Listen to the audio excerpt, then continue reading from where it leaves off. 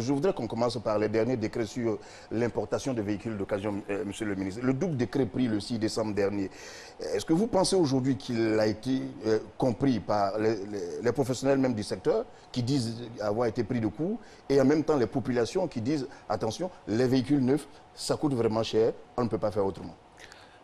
Notre pays ne peut pas être la poubelle du monde, je veux dire.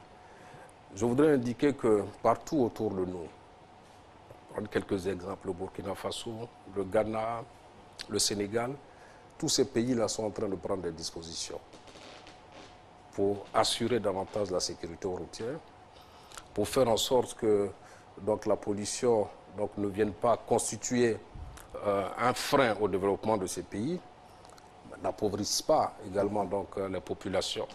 Donc, pour faire tout cela, il est important que nous accélérons le rajeunissement du parc automobile. Je voudrais vous donner quelques chiffres qui sont importants parce qu'il faut savoir aussi que ce n'est pas des décisions qui sont prises comme ça. Il y a eu des études qui ont été faites pour bien comprendre la situation, pour également tenir compte du fait que certains de nos compatriotes, nombreux d'ailleurs, vivent du transport, vivent aussi de l'importation de véhicules d'occasion.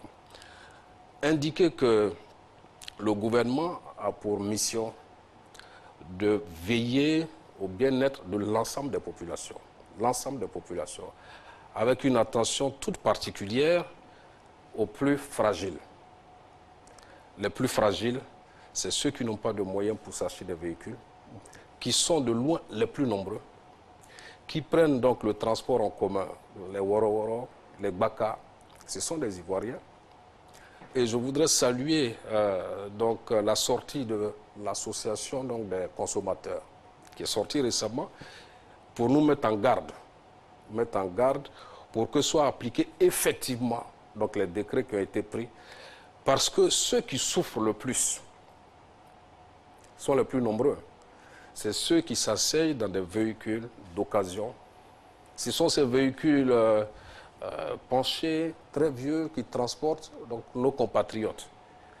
Évidemment, ce sont encore ceux-là, ces compatriotes-là, qui tous les jours sont dehors pour chercher des véhicules et qui respirent le plus cet air pollué. Ils payent de l'argent sans avoir le respect qu'il faut, parce qu'ils sont transportés dans de très mauvaises conditions, les plus nombreux.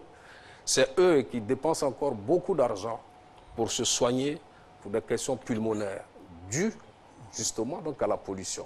Donc nous devons à la fois veiller sur ceux qui vivent de la commercialisation de véhicules d'occasion, mais veiller sur la grande partie de la population qui, elle, subit malheureusement l'âge de ces véhicules, la qualité de ces véhicules qui circulent.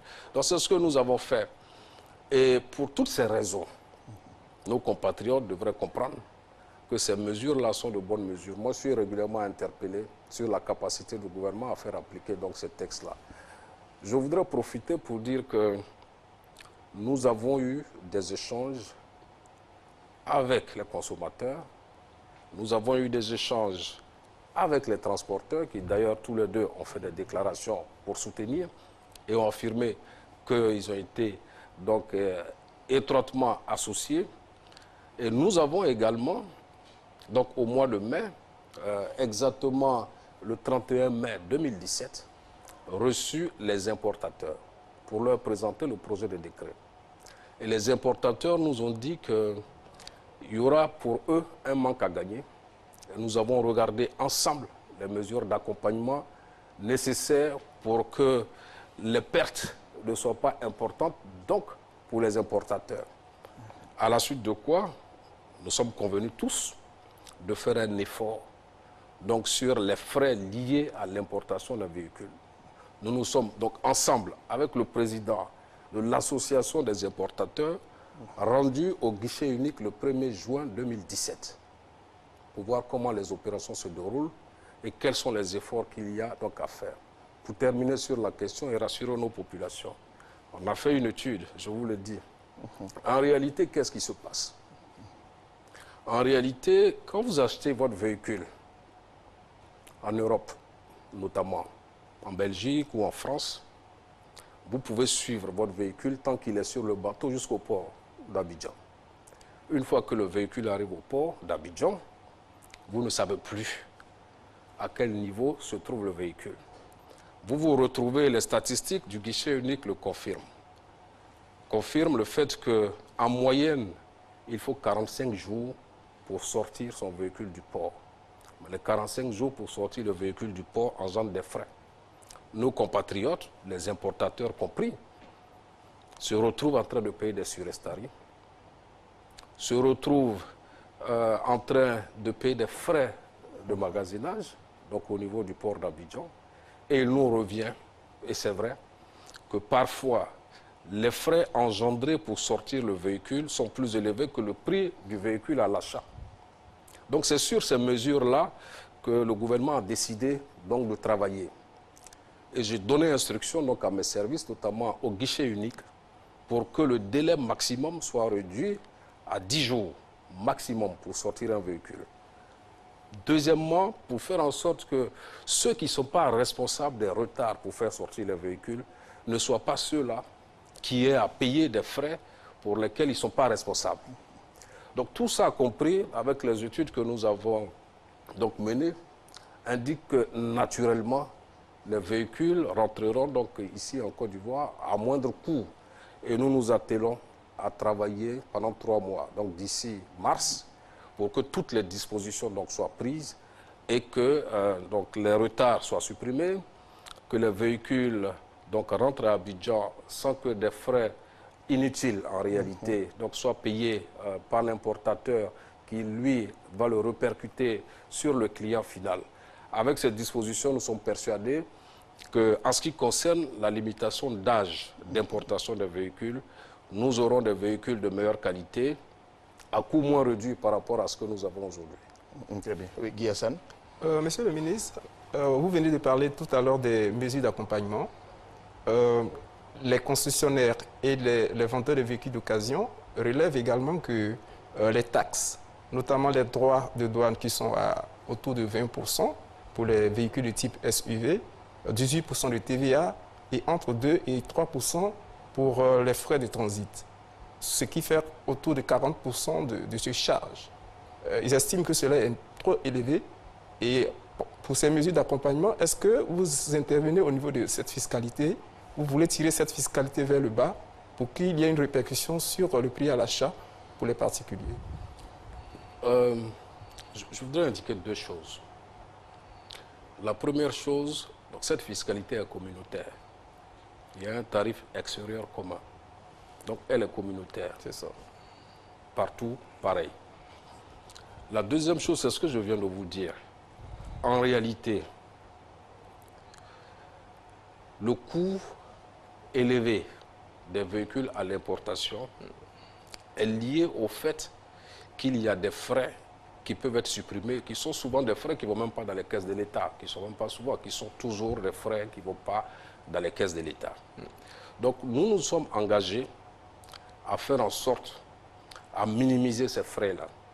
Et si nous minimisons ces frais, nous aurons un gain à peu près de 50%, de 50 à 60% par rapport donc, aux frais perçus pour l'importation de véhicules. Vous savez que les surestaries en moyenne, c'est 50 000 francs par jour révolu.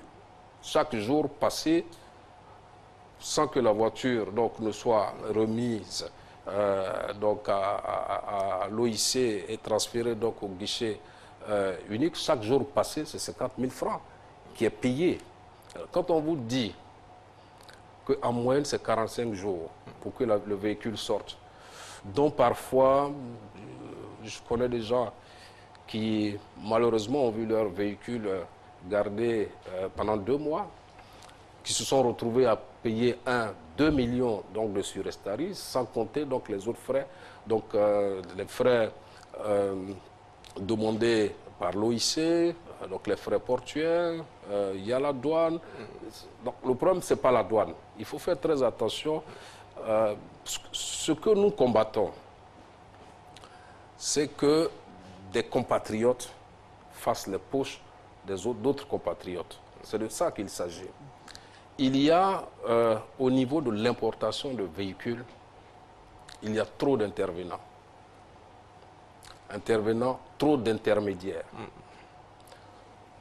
Il y a des transitaires qui sont sérieux, des importateurs qui sont sérieux, mais à côté de ceux-là, vous avez des intervenants qui sont parfois des intervenants véreux et qui font de la cavalerie.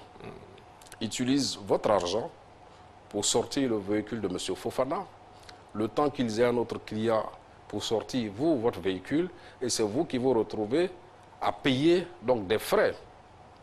D'ailleurs, vous ne savez jamais où le véhicule se trouve, et après on dit non, mais c'est la douane. C'est la douane. Vous n'avez aucun moyen pour le savoir. Ce qu'on a décidé par rapport au premier point que j'ai abordé tout à l'heure, je dois des instructions au guichet unique, en leur disant qu'il n'est pas normal que le client sache où son véhicule est tant qu'il est sur un bateau. Et qu'une fois que le véhicule arrive à Abidjan, le client ne sache même plus où le véhicule se trouve, à quel niveau en termes de formalité administrative, et parfois à la merci d'un intermédiaire qui, comme je le dis souvent, font de la cavalerie. Donc tout cela renchérit donc le coût du véhicule à la sortie. Donc c'est ça que nous avons décidé de combattre jusqu'à l'entrée en vigueur effective des décrets, parce que ces décrets-là, pour ce qui concerne l'importation, l'âge d'importation des véhicules, permet une phase transitoire. Donc il y a un moratoire de 3 mois pour que les véhicules qui sont déjà embarqués puissent venir à Abidjan. Mais au-delà de 3 mois, nous allons appliquer intégralement le décret. Pendant ces 3 mois, nous mettons en place tout le dispositif informatique pour faire en sorte que nous puissions sauter le maximum de frais perçus indûment par les uns et les autres. Avant de passer au point suivant, une question rapide. Monsieur le ministre, on se rappelle qu'une décision similaire avait été prise il y a un moment. Qu'est-ce qui s'est passé? Pourquoi est-ce que cette décision-là, les choses n'ont pas marché? Il y a eu plusieurs décisions qui ont été prises. Plusieurs décisions d'ailleurs. Plusieurs. La dernière décision qui a été prise, c'est une décision qui autorisait l'importation de véhicules jusqu'à 10 ans. Le délai, la limitation d'âge était 10 ans. Au-delà de 10 ans, il y avait une pénalité, une amende à payer. L'amende était, jusqu'à ce jour, jusqu'au mois de mars, l'amende est de 10 000 francs par année révolue. Que vous pouvez faire venir un véhicule qui a 20 ans, vous avez une pénalité forfaitaire de 150 000 francs à payer, et puis pour toutes les années révolues, vous payez 10 000 francs. De sorte qu'avec un véhicule de 20 ans, il vous suffisait de payer 250 000 francs pour que le véhicule rentre. C'est une mesure qui a montré aussi ses limites, parce que ça a permis que des véhicules de tout âge. L'objectif n'est pas d'avoir de l'argent. Ce n'est pas ça l'objectif. L'objectif était de sensibiliser nos compatriotes pour leur dire que la meilleure chose à faire, c'est d'acheter des véhicules de moins de 10 ans et qu'au-delà, il fallait éviter. Puisque ça n'a pas marché, tenons compte des dispositions et des engagements que nous avons pris en termes de protection de l'environnement, en termes de protection de la santé des uns et des autres. Donc nous sommes arrivés, à travers des discussions que nous avons menées avec les professionnels du secteur, nous sommes arrivés à sortir le tableau limitant l'âge des véhicules, qui part de 5 ans à 10 ans. Donc la mesure n'a pas marché parce que elle était très très facile à contourner simplement. Et donc nous avons décidé de durcir.